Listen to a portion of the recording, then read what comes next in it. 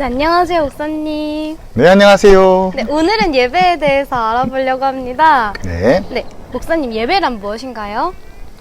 예배는 우리 신자들이 매주마다 혹은 매일마다 하나님께 드리는 예배라고 하는데, 그 예배가 무엇이냐면, 예배는 영어로 얘기하면 worship이라고 해서요, worsh가 가치 있다라고 한다면 우리를 가치 있게 만들어가는 것이 될 수 있다는 것이죠.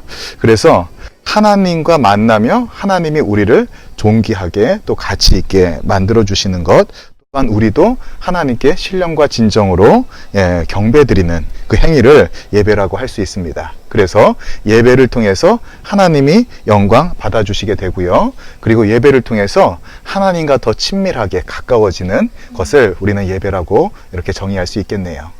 그러면은 이제 예배를 왜 드려야 할까요? 그렇죠. 예배를 왜 드려야 될까?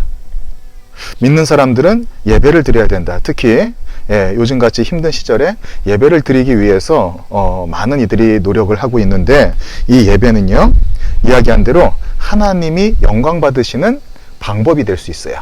그래서 우리가 하나님을 존귀하게 올려드릴 수 있는 방법이 되겠고요. 또한 예배에 참여해서 우리 믿는 사람들이 구별된 삶, 세상과 다른 하나님의 자녀로서의 구별된 삶을 살 수 있고요.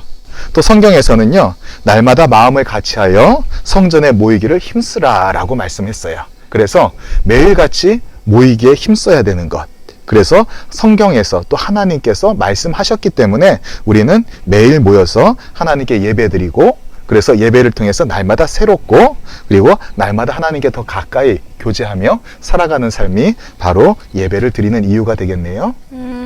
기도처럼 하나님과 가까워지기 위해서 예배를 꼭 드려야 하는 그렇죠. 그런 의미가 있잖아요.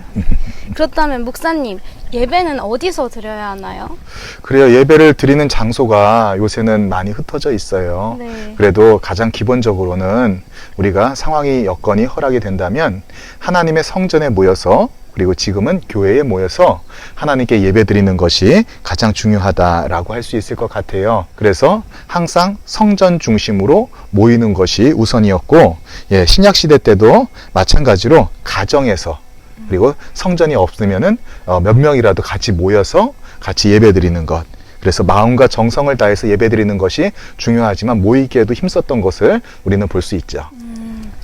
그러면은 이제 교회마다 다 다른 것 같은데 예배의 순서와 내용은 네. 무엇이 있을까요? 그리고 교회 다니다 보면은 달라요.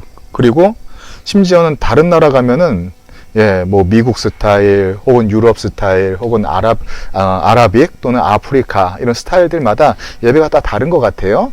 그런데 예배가 형식 순서가 다르다고 해서 본질이 다른 건 아니라는 것이죠. 네. 물론 교파나 교회마다 좀 다른데 우리가 간단하게 그 순서를 살펴볼 수 있다고 한다면, 우리 교회 순서를 예를 들어서 말씀을 드리면, 예배 전에 우리가 하나님께 찬양을 하죠. 그때는 마음을 모아서 하나님께 집중하는 거예요. 그것을 혹은 다른 교회는 묵도를 한다거나, 그리고 또 사도신경을 하기도 하죠. 네. 우리가 지난 시간에 사도신경을 함께 나눴는데, 먼저 하나님께 뭐 하는 거랬죠? 신앙을 고백하는 것. 그래서 나는 하나님을 믿습니다. 예배는 하나님을 믿는 사람들의 행위가 되니까, 그래서 나는 하나님을 믿습니다. 나는 이런 하나님, 저런 하나님, 나를 위해 죽으신 하나님, 그리고 나를 구원하실 하나님, 이 하나님을 믿습니다 하는 그 고백이 바로 신앙 고백이 되겠고요. 그 다음에 우리가 회중 찬양을 하면서 하나님께 영광 올려드리는 영광송을 하게 되고, 그리고 나서 우리가 회개 기도를 하죠. 네. 회개 기도를 하는 것을 지금 우리는 대표 기도, 장로님 혹은 안수 집사님, 그리고 또 다른 예배 때는 권사님, 집사님들이 먼저 기도하며 준비하고, 그리고 기도문을 가져와서 하나님 앞에서 대표 기도니까 어떤 거예요? 지금 예배 드리는 사람들의 대표성을 갖고 있죠. 네. 그래서 대표로 하는 기도, 하나님께 드리는 그 기도가 되겠고, 그 뒤에 성경 봉독 시간이 있어요. 그죠? 성경 봉독 시간은요, 우리가 그날 하나님이 우리에게 주시는 말씀이에요.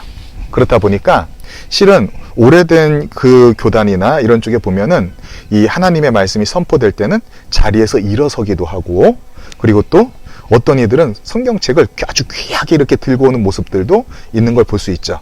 그래서 성경 봉독 시간은요, 하나님의 음성이 우리에게 친히 임하는 시간이고, 그 말씀이 오시고 나서 이제 목사님이 설교를 통해 가지고 이 시대에 주시는 하나님의 말씀, 그리고 그 본문을 통해서 우리에게 주시는 도전, 이것이 바로 설교의 말씀이 되겠죠. 그래서 어떤 면에서는 처음엔 우리가 하나님께 드리는 것, 그러다 보니까 또 뭐가 빠졌죠? 헌금 시간. 헌금을 우리는 돈을 드리는 게 아니라 제사의 제물로 드리는 것이죠. 네. 그래서 예전 구약시대 때는 제물이 죽어서 내 죄가 사해졌는데, 지금의 이 시대 때는 우리가 헌금을 통해서, 왜냐하면 예수 그리스도께서 우리를 위해 죽으셨기 때문에 이제는 예수 그리스도의 이름을 인해서 우리의 목숨과 같은 예물을 하나님께 올려드리는 그런 헌금의 시간이 있고요.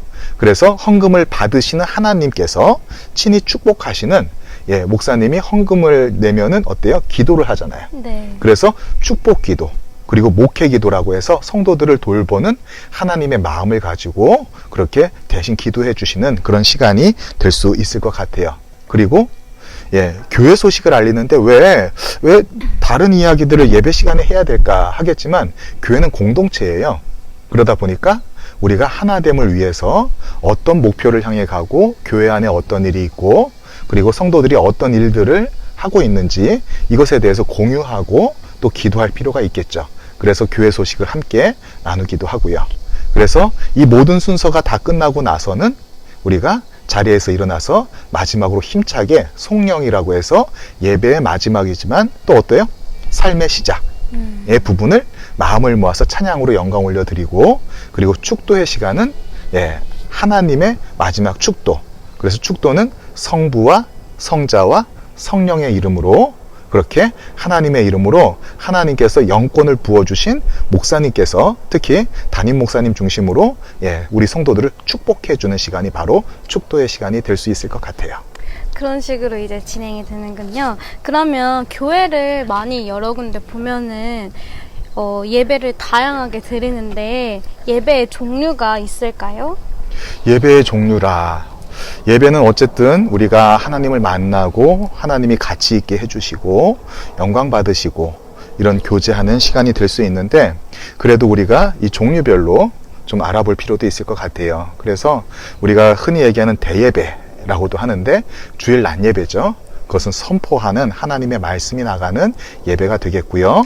우리가 오후 예배를 드리는데, 오후 예배 때는 좀 찬양도 많이 하고 또 열정을 가지고 뜨거워지는 도전이 되는 시간, 그래서 헌신 예배도 우리가 같이 하기도 하죠.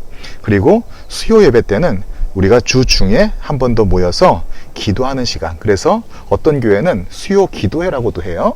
그래서 요 세 가지를 우리는 교단에서 공예배 해서 철저히 지켜져야 될 예배입니다 라고 강조를 하고 있고요. 그 외의 예배라고 하면은 또 뭐가 있죠? 금요일날 예배 드리는 금요 심야 기도회. 그래서 예전에는 이 금요 기도회를 밤을 새면서까지 했어요. 밤을 새면서 모여서 기도하고 힘쓰고, 그렇게 해서 그 기도의 힘으로 교회가 세워지고 성도들이 세워지는 것을 많이 볼 수 있었죠. 그리고 나서 또 뭐가 있죠? 매일 새벽에 드리는 새벽 기도. 그렇죠. 새벽 기도는 하루의 시작을 하나님과 함께 하는 시간이 되겠고, 또 주일 예배는 또 다른 개념이 있다면, 주일의 한 주의 제일 처음 시간, 그 시간을 하나님과 시작, 그래서 첫 시간부터 마지막 시간까지 함께 합니다 하는 마음. 우리가 전에 기도할 때 아침 기도, 저녁 기도가 있는 것처럼 아침에 시작하는 것을 하나님과 함께, 그래서 예배는 아까 얘기한 대로 하나님이 나를 가치 있게 하시니까 그 가치 있는 삶이 시작된다. 그리고 말씀으로 나를 세워주시는 그 삶이 시작된다. 이런 의미를 담을 수가 있을 것 같아요. 그러면은 이제 예배를 드릴 때 저희가 어떤 태도를 가지고 임해야 되는지 알려주세요.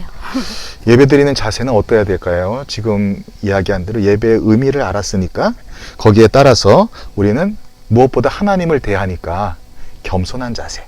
그래서 예전에는요, 심지어 스레빠를 신고 온다거나 반바지를 입고 온다거나 하는 것을 철저히 혼내기도 하셨어요.